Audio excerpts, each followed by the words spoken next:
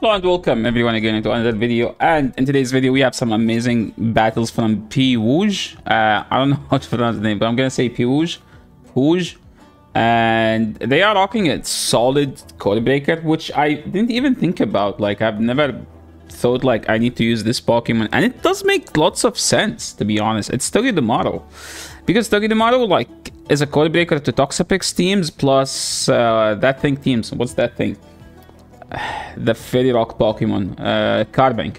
And in this matchup, this is not the greatest matchup for TOGEDEMARU because both resist each other's moves, but TOGEDEMARU is able to resist the Dragon Breath. That doesn't mean anything. That's still, I think I would rather be the Dragon than the TOGEDEMARU. Here Pwooj like is doing like a great play by like getting a shield and then swapping out. Opponent has a Sand Slash in the back. I'm assuming they were trying to get a shield before the swapping out, because this matchup is a bit scuffed. Because Skunk, if Gliscor lands the AQ, it's a bit scuffed. I like what they are doing here by throwing Night Slashes after Night Slashes.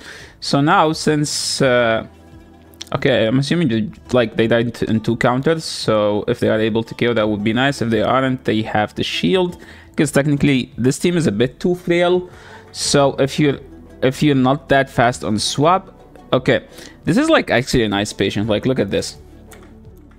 Like, I don't think they have a win con at this point. Their win con is literally opponent giving them farm for no reason, and you see the opponent swapped and give them more farm, which means now he can just they can just go Pwooj can just go straight to Brave Bird and then throw a move, or like now go to TOGEDEMARU, throw back to back wild charges, and then that means they could win.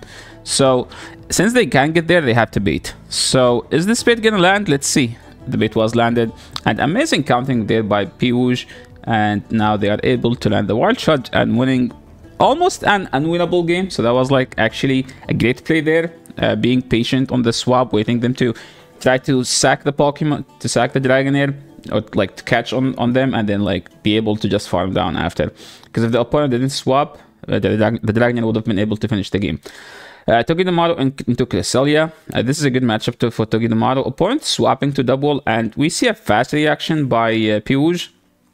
I'm assuming they won't shield the first body slam, and now they throw on 4, which is good timing if you are Surfetch. Into a double, you need to throw on 1.7. So see, they shielded the one. Now they have to double shield since they committed. And Pwooj can shield once, or can also wing attack down. So let's see what they're gonna do. They decide to go wing attack down. This is a much better play, because now you're giving Gliscor the chance to sweep and EQ whatever they have in the back. Since they brought Cresselia, you just go straight Night Slash, and usually you don't want a Night Slash user to spam Night Slash. You want them to throw the other move. Since they brought Cresselia, Pwooj is aware, actually. I like this play. They swap to bait out whatever in the back, because they don't want it to... They want it like, no, like, should we attack those? Oh, that's because it's Fell Stinger. Should we shield the TOGEDEMARU or the Gliscor? I don't agree with this shield, to be honest, but maybe that is a play that I'm not aware about. Like, I think that the play is just double shield the Gliscor and it should be fine, but the wild charge does KO. And the Cresselia has to dump energy here, because Cresselia cannot Psycho Cut down. So now this is like the play. Do you Grass Knot? Sorry, do you Night Slash or just EQ? I think 2 Night Slashes is the better play, but let's see. It's all going to depend on how much the Grass Knot is going to do. So I think an EQ and Night Slash is actually the way to do it. Pwooj sweeping another tough game with their fast reaction. This is, I think like so far they're doing great, like swapping to the right Pokemon, like, and not giving the opponent energy lead. Machamp, horrible lead. So you always go to the soft answer, which in this case is Surfetch. I mean, if either were the Machamp, I would rather throw a move than swap, but since they insta throw, now you just stay in as Surfetch and try to chip as much as possible. So that's why they Brave Birded here. So now what's the play? You wait the clock, you go to TOGEDEMARU, and you just build up energy. You just keep building up. This doesn't do anything, because remember, the clock is not up yet. So you look at the Gliscor and you see the clock is about to be up, which means you can throw 2 moves and it should be up by that time. I agree with the Fell Stinger here. It's just to ramp up the fast move damage a bit. So now Okay, are they going to be able? They were able to farm down. And now his opponent's going to be worried about bringing the Machamp. And we see a Steelix. So this is a wasted energy, actually. They did one fast move, maybe because they wanted to be... I don't know why that... What's the purpose of that fast move, but at this point... It's a tough game. This is like... Most of the frail teams, whenever like they don't have a bulky Pokemon, it's usually a tough games as long as you play it well. If you make one mistake, you end up losing. So winning with the spicy teams usually like end up paying off, because you learn more since you have to make decisions pretty fast. Night Slash after Night Slash, and amazing catch here. I think this catch is very necessary. And now I don't know about this, because the Wing Con is technically landing an EQ. Oh, never mind. They get a boost. Okay, is this Night Slash gonna KO? Okay, almost. But yeah, the Wing Con was actually landing an EQ, so maybe if they go for it. Usually, like, if your Wing Cons land to nuke, you go for the nuke. If you land it, you win. If you don't land it, you just stop left. Okay, moving into the next game. Pwooj against a Scrafty lead. This is a horrible lead.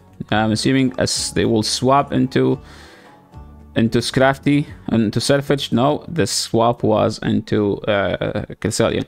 So whenever you're playing a Gliscor, you don't want to overfarm. You just insta throw the Night Slashes.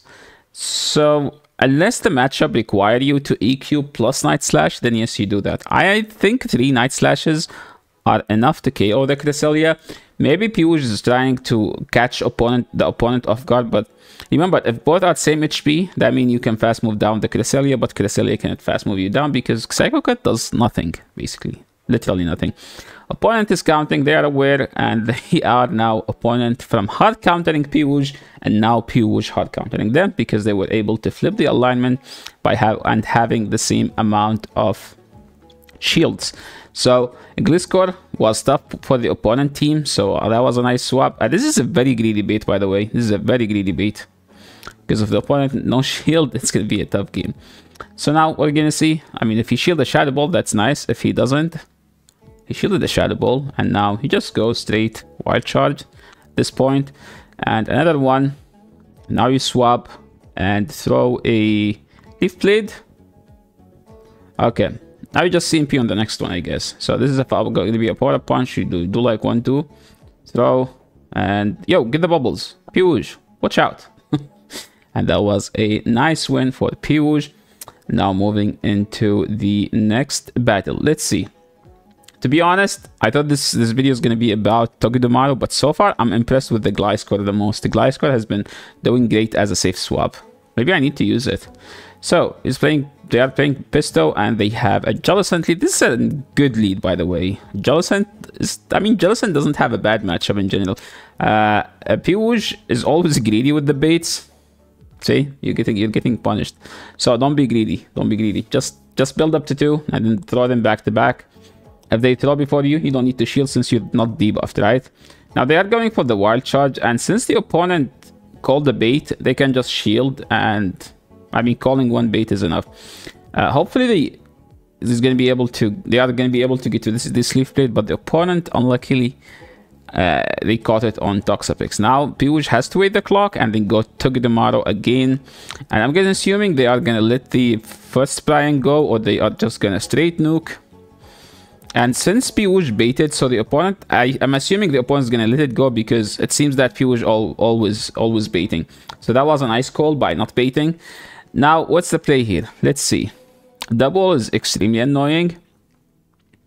It's like a bit of Vigoroth against the Flyids specifically, because you're able to spam faster body slab than Vigoroth. And now, before it's the shield here, I'm assuming you have to land the EQ. But the opponent is aware, and they are doing a nice catch. Is this the end? Let's see. 1, 2, 3, 4. You have thrown 4. Okay. Is Pwooj going to be able to do something here? Let's see. Okay. Nice catch. Is this going to be enough, guys? Let's see. Body slam. Able to KO. So here's the thing. You did 2. If you do 2, commit to the third one. Okay. Something just to be aware for the future. Since you win CMP, don't do 2. You can either do 1 or 3. That's better. And that was a nice 4-1 set with a getting a nose pass as a reward and climbing to 26-23 with this nice and I would say spicy team. Like Gliscor is not meta. TOGEDEMARU is definitely a spice Pokemon. Surfetch is not the greatest option. Horrible lead. That was probably the ultimate nightmare to TOGEDEMARU. Upis in the lead. Opponent is swapping to Jumpluff. You might be thinking that Jumpluff lose to Flyers. Yes, but Gliscor has only Wing Attack as a Flyer move. So that was low-key a nice swap by the opponent. Because Acrobatic and Energy Ball both are going to do lots of damage into Gliscor, and Gliscor is not going to be able to do anything other than just spamming Night Slashes. So if Gliscor gets a boost, that's nice. If Gliscor doesn't, there is nothing Gliscor can do. So I agree with letting this thing go, and now you have to farm all the way down. At least you farm to double wild charges, and then you maybe can fill Stinger, but I would just farm all the way down. And that was actually a nice play. Like getting to so much energy and then just the swapping. I'm assuming your opponent's gonna have a fighting user because they've been weak to A slash. Basically, they are ABA weak to slash, so they need an answer to A slash. So makes sense to have this. So let's see. Since the clock is not up, it's actually not that easy to win, and there's gonna be a CMP. So yeah, I just agree with no shielding because this game is already GG, so there is nothing that Pwooj can do here. Moving to the next one. Let's see. Okay, Q time. Why there is Q time in the 2600? I'm like, they are playing now in half. In half is a content creator, so make sure to give them a follow. I think that's like twitch.com/inhalf. And inhalf is known for spamming A slash and Tapu Fini and Licky Tongue sometimes. So I'm assuming there is an A slash in the back. And inhalf is using the Licky Tongue to bait out the counter user. So this is a bit greedy by Pwooj. I think you're supposed to throw there if you're counting. I assume, yeah. The game is now extremely tough. I think Pwooj is just trying to get low, but see, they can just bring A slash. Yeah, now you see the A slash. Now this game is extremely tough to win because now the Tapu Fini is going to be aligned against this. Okay, this is a nice catch, but oh my, yeah, that was a tough one. Maybe I mean, that was nice by inhalf, like throwing the drill run. So maybe inhalf was expecting the catch, something like that. But yeah, I definitely like there was a miscount on Pwooj's side. TOGEDEMARU into Cresselia. This is an amazing lead for a TOGEDEMARU that doesn't pick up that many leads. This is probably one of the best you could get. Moonblast does almost like half. Wow. I think you are okay. Double wild charge is a nice play. So that was a nice. Wait, that was CMP, was it? Wasn't it? Wait, let's see. Yeah, that was a CMP. So I don't think there is a reason to keep this alive. So I would rather just let it go. But I don't know. That's me. Like I would rather just get some energy lead with Surfetch, because whenever you see Cresselia, that means they have two stuff that are weak to fighters. See, guys? So in that play, like you don't need to always fight for winning the lead. Surfetch doesn't have that many bad matchups. So if you are able to kill the Cresselia, usually they are double weak to fighters whenever you see a Cresselia. So now we have Surfetch into double, but double is loaded with energy. So I'm assuming there should be a catch somewhere. I don't think they shield here, because if you shield and they have wild charge, they will just wild charge you after. You just need to spam the leaf blade at this point, and I think this should be a win. But yeah. Oh no, they have a shield. Never mind. Okay, they did 2 above, but I'm assuming this is the 4th one, so the next one's gonna be like within 2. And they die within 1. So that was a good game. But yeah, Pwooj, if you're watching this, you don't need to fight for winning the lead there. So probably the best play is letting the TOGEDEMARU go and then countering down with Surfetch, because Surfetch doesn't get walled by anything in the game. So your energy will always go somewhere. A slash lead is not the greatest because yes, you resist Powder Snow. They have Powder Snow. I don't know about this swap, because now they can just go straight Ice Punch. I would rather stay in, to be honest. So here's the thing. Because they have A slash, so they might be running the Rise to Occasion team with double fighters in the back. So you need the Gliscor for the back. So reading teams is a skill, right? So based on what you see, you will act. So you see an A slash, you're supposed to expect fighter in the back, at least one fighter, and then that means your Gliscor is good in the back. Yes, you're losing the lead. It's a tough lead, but that doesn't mean you're gonna lose the game. So sometimes just play the lead out, try to get an early shield, and now I'm assuming back-to-back leaf blades will do it and kill the Jellicent here. So yeah, so by giving them a free hex there, you denied yourself from getting a free counter. So you always try to make sure to throw in good timing. So let's go back a bit. So here, see that free hex, if you throw on good timing, you could have done, you could have gotten one more counter for free. So as the good timing is 1 for 7, either 1 or 4 or 7. And now they bring the A slash. Ice Punch does not KO. Oh, it's a drill done, never mind. So yeah, we lose this game. I think if you sacked the Togedemaru, you would have been able to sweep with Surfetch. Now moving into the next, and I think this is the last one. Yeah, this is the last game. Jellicent. Again, it's not a good lead, it's not a bad lead, but it's preferred to be the Togedemaru. So you don't shield here, but you don't bait as well. Even if some people are shielding, you still don't bait. See? There's a second matchup where you're getting punished by that. So I see it like there's some room to improve on the timing and baiting wise. They are throwing Surf now because you debuff yourself. They can just throw Surfs. Opponent is catching on Guagzire. So at this point, you just go Surfetch and you have to counter all the way down, I'm assuming. Or at least CMP on the next one. So the next one is in 4, so you throw in 4. 1, 2, 3, 4, and you have to throw now. And hopefully the opponent let it go. So now you have energy for whatever in the back. You need the Brave Bird. This is a tough one now. I would still go to Togedemaru, and now you can bait.